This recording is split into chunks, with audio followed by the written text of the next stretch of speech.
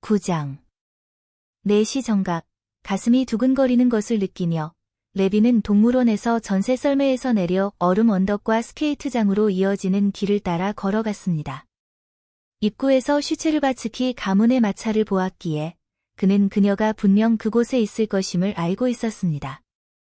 맑고 추운 날이었습니다. 진입로에는 마차와 썰매, 마부와 경찰들이 줄지어 서 있었습니다. 햇빛 아래 빛나는 모자를 쓴 잘 차려입은 사람들이 입구와 러시아 양식의 조각으로 장식된 작은 집들 사이에 잘 닦인 오솔길마다 가득했습니다. 공원의 오래된 곱슬곱슬한 자작나무들은 가지마다 눈을 머금어 마치 방금 성스러운 예복을 차려입은 듯한 모습이었습니다. 그는 스케이트장을 향해 길을 걸으며 계속해서 스스로를 다독였습니다. 흥분하면 안 돼. 침착해야 해. 왜 이래? 대체 뭘 원하는 거야? 조용히 해, 바보야. 그는 자신의 심장에 대고 빌었습니다. 하지만 마음을 가라앉히려 애를 쓰면 쓸수록 숨이 더 가빠졌습니다. 아는 사람이 그를 만나 이름을 불렀지만 레비는 그를 알아보지도 못했습니다. 그는 썰매를 타고 내려가거나 끌어올리는 쇠사슬 소리, 썰매가 미끄러지는 굉음, 그리고 즐거운 목소리들이 들려오는 언덕 쪽으로 향했습니다.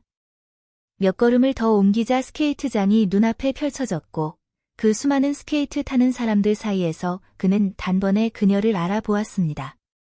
그의 심장을 사로잡은 환희와 공포가 그녀가 그곳에 있음을 알려주었습니다. 그녀는 빙판 반대편 끝에서 어떤 부인과 이야기를 나누며 서 있었습니다. 그녀의 옷차림이나 자세에서 특별히 눈에 띄는 것은 없었습니다. 하지만 레빈에게 그녀를 찾는 일은 쐐기풀 사이에서 장미를 찾는 것만큼이나 쉬운 일이었습니다. 그녀로 인해 모든 것이 환해졌습니다. 그녀는 주변 모든 곳에 빛을 뿌리는 미소 그 자체였습니다. 내가 저 빙판 위로 건너가 그녀에게 다가갈 수 있을까? 그가 생각했습니다. 그녀가 서 있는 곳은 그에게 신성한 성소처럼 느껴져 감히 접근할 수 없는 곳이었고 공포에 압도되어 거의 발길을 돌리려던 순간도 있었습니다. 그는 자신을 다스리기 위해 애써 노력하며 온갖 부류의 사람들이 그녀 주변을 돌아다니고 있고 자신 또한 스케이트를 타러 그곳에 갈 수 있다는 사실을 상기해야 했습니다. 그는 아래로 걸어 내려갔고 태양을 피하듯 오랫동안 그녀를 바라보지 않으려 했지만 태양을 직접 보지 않아도 느낄 수 있듯이 그녀를 느끼고 있었습니다. 일주일 중 그날, 그 시간대에는 서로 아는 사이인 한 무리의 사람들이 빙판 위에서 만나곤 했습니다. 실력을 뽐내는 능숙한 스케이트꾼들도 있었고 의자를 붙잡고 소심하고 어색하게 움직이는 초보자들, 소년들, 그리고 건강을 위해 스케이트를 타는 노인들도 있었습니다. 레빈에게 그들은 그녀 근처에 있다는 이유만으로 축복받은, 선택받은 무리처럼 보였습니다. 모든 스케이트꾼은 완벽하게 평정심을 유지하며 그녀를 향해 미끄러져 가거나 곁을 지나쳤고 심지어 그녀에게 말을 걸기까지 했습니다. 그들은 그녀와는 별개로 훌륭한 빙질과 좋은 날씨를 만끽하며 행복해 보였습니다. 피티의 사촌인 니콜라이 슈체르바츠키가 짧은 재킷과 딱 붙는 바지를 입고 스케이트를 신은 채 정원 벤치에 앉아 있었습니다. 그는 레빈을 보자 소리쳤습니다. 아니, 러시아 최고의 스케이트 선수가 오셨군. 온 지 오래됐나?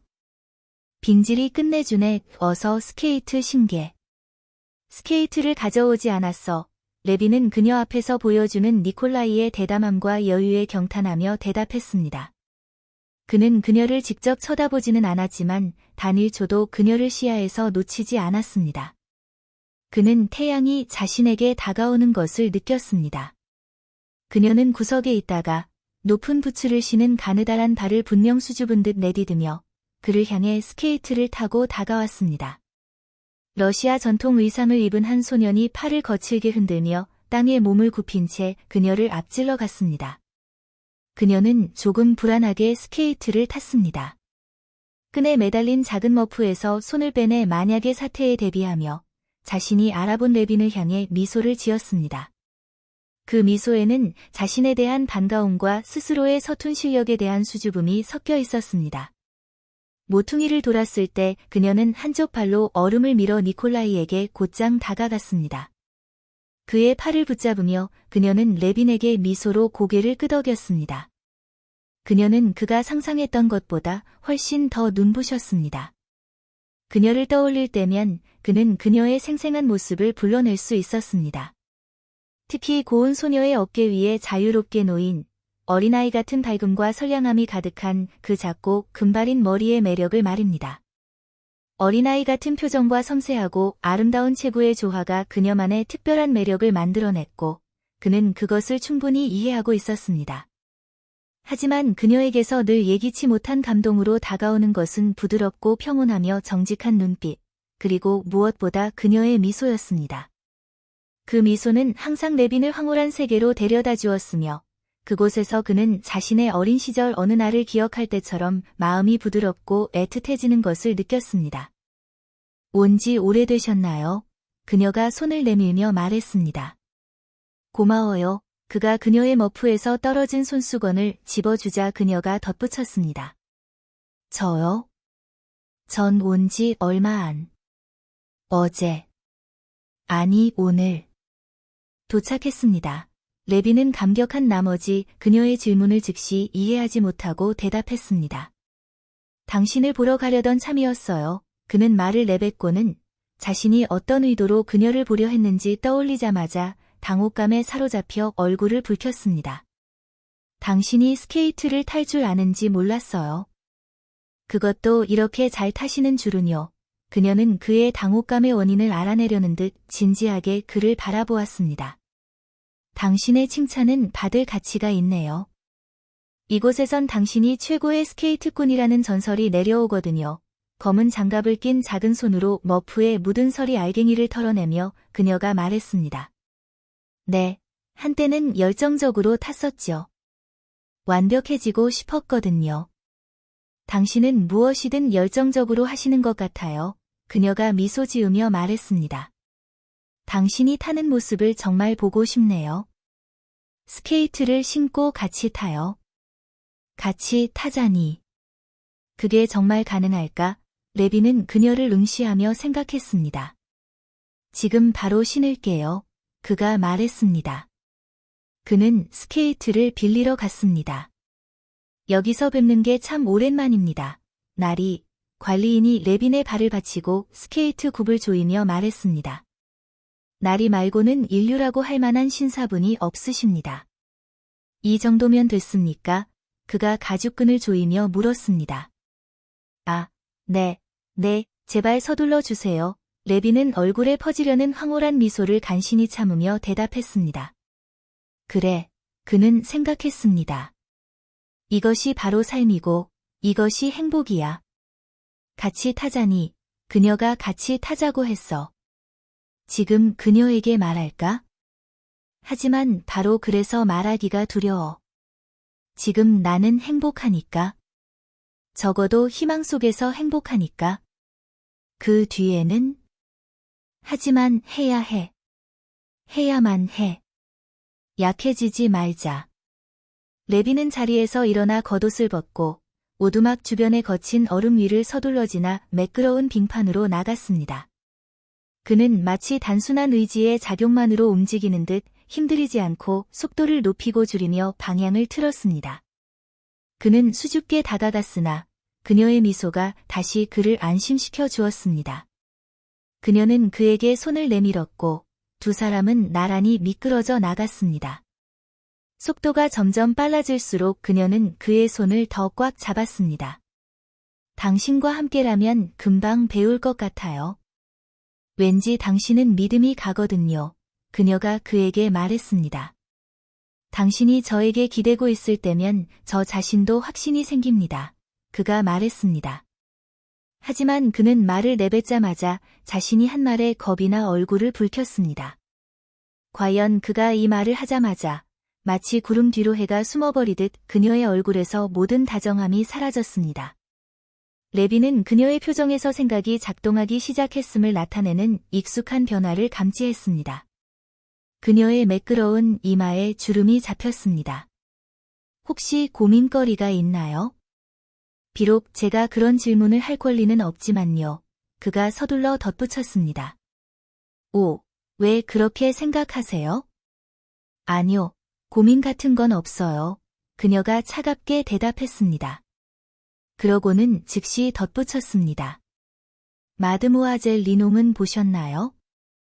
아직요. 가서 인사하세요. 그분이 당신을 정말 좋아하시거든요. 무슨 일이지? 내가 그녀의 마음을 상하게 했나? 주여, 저를 도와주소서. 레비는 생각하며 벤치에 앉아있는 회색 곱슬머리의 늙은 프랑스 여인에게 달려갔습니다. 그녀는 의치를 드러내며 미소 짓고는 오랜 친구처럼 그를 반겼습니다. 네, 보세요. 우리 아이들이 이렇게 자랐답니다. 그녀는 키티 쪽을 힐끗 보며 그에게 말했습니다. 그리고 우린 늙어가죠. 작은 곰이 이제 아주 커졌어요. 프랑스 여인은 웃으며 말을 이었습니다. 그녀는 레빈이 새 아가씨를 영국 동화에 나오는 곰 3마리에 비유했던 농담을 상기시켜 주었습니다. 그렇게 부르셨던 거 기억나세요?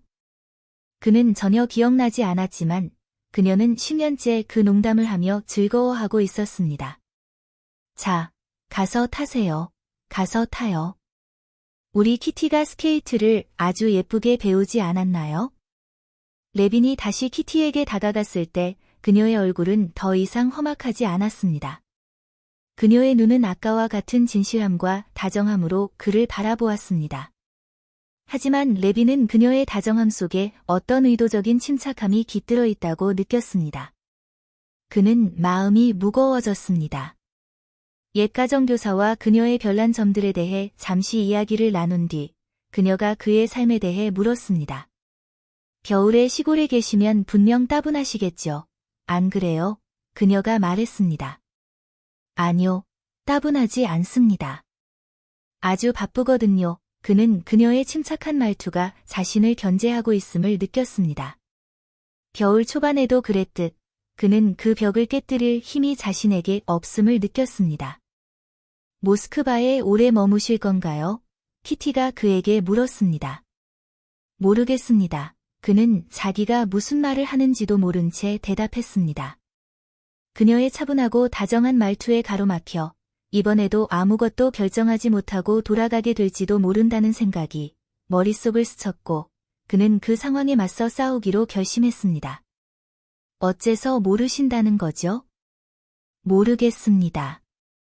당신에게 달려있으니까요. 그는 이렇게 말하자마자 자신의 말에 스스로 소스라치게 놀랐습니다. 그녀가 그의 말을 들은 것인지 아니면 듣고 싶지 않았던 것인지 그녀는 비틀거리는 듯하더니 두어 번 발을 내디뎌 서둘러 그에게서 멀어져 갔습니다. 그녀는 마드모아젤 리농에게 미끄러져가 무언가 말을 건넨 뒤 숙녀들이 스케이트를 벗는 휴게소로 향했습니다. 맙소사. 내가 무슨 짓을 한 거지? 자비로운 주여. 저를 도와주시고 인도하소서. 레비는 마음속으로 기도하며 동시에 격렬한 운동이 필요하다고 느껴 안팎으로 원을 그리며 스케이트를 탔습니다. 그때 그날 모인 스케이트꾼 중 최고로 꼽히는 한 청년이 입에 담배를 문 채 스케이트를 신은 상태로 카페에서 나왔습니다.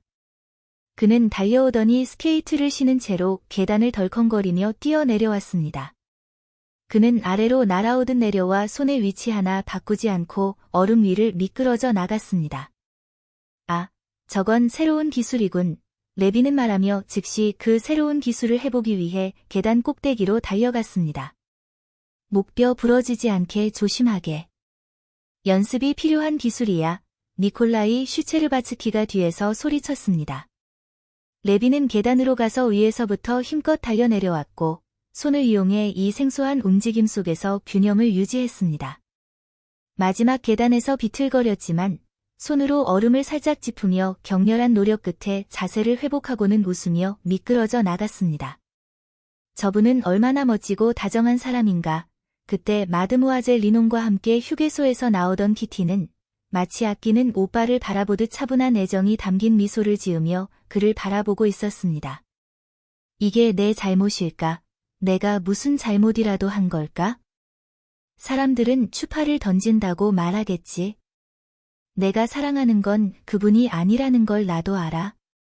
하지만 그분과 있으면 즐겁고 그분은 참 유쾌해.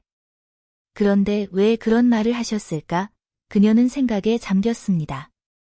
멀어지는 키티와 계단에서 그녀를 맞이하는 공작 부인을 본 레비는 격렬한 운동으로 얼굴이 붉어진 채 잠시 멈춰 서서 생각했습니다. 그는 스케이트를 벗고 공원 입구에서 모녀를 뒤쫓아갔습니다. 만나서 반갑군요. 슈체르바츠키 공작 부인이 말했습니다. 목요일에는 늘 그렇듯 집에 있을 거예요. 그럼 오늘인가요? 오시면 반가울 거예요. 공작 부인이 딱딱하게 말했습니다. 이 딱딱함이 키티의 마음을 아프게 했고 그녀는 어머니의 냉담함을 누그러뜨리고 싶은 욕망을 참을 수 없었습니다. 그녀는 고개를 돌려 미소 지으며 말했습니다. 이따 저녁에 봬요. 그때 스테판 아르카디에비치가 모자를 한쪽으로 비스듬히 쓰고 얼굴과 눈을 반짝이며 승리한 영웅처럼 공원으로 성큼성큼 들어왔습니다. 하지만 장모에게 다가가자 그는 돌리의 건강을 묻는 질문에 슬프고 풀죽은 어조로 대답했습니다.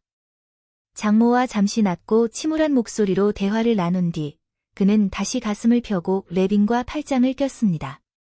자, 출발할까? 그가 물었습니다. 내내 자네 생각을 하고 있었네. 자네가 와서 정말 기뻐. 그는 의미심장한 표정으로 레빈의 얼굴을 바라보며 말했습니다. 그래, 가세. 레빈은 이따 저녁에 봬요. 라고 말하던 그 목소리와 그때의 미소를 끊임없이 되새기며 황홀경에 빠진 채 대답했습니다. 잉글랜드 호텔로 갈까? 에르미타주로 갈까? 어디든 상관없네. 좋아. 그럼 잉글랜드로 가지. 스테판 아르카디에비치는 에르미타주보다 그곳에 진 빚이 더 많았기에 그곳을 피하는 것이 비겁하다고 생각하여 그 레스토랑을 선택했습니다. 썰매가 있나? 잘됐군. 난 내 마차를 집으로 보냈거든. 두 친구는 가는 내내 거의 말을 하지 않았습니다. 레비는 키티의 표정 변화가 무엇을 의미하는지 궁금해하며 희망이 있다고 자신을 다독였다가도 자신의 희망이 미친 짓임을 깨닫고 절망에 빠지기를 반복했습니다. 그러면서도 그녀의 미소와 이따 저녁에 봬요 라는 말을 듣기 전과는 완전히 다른 사람이 된 기분이었습니다. 마차를 타고 가는 동안 스테판 아르카디에비치는 저녁 메뉴를 구성하는 데 몰두했습니다. 자네 가자미 요리 좋아하지? 레스토랑에 도착할 무렵 그가 레빈에게 물었습니다. 레빈이 대답했습니다. 가자미? 가자미라면 사족을 못 쓰지.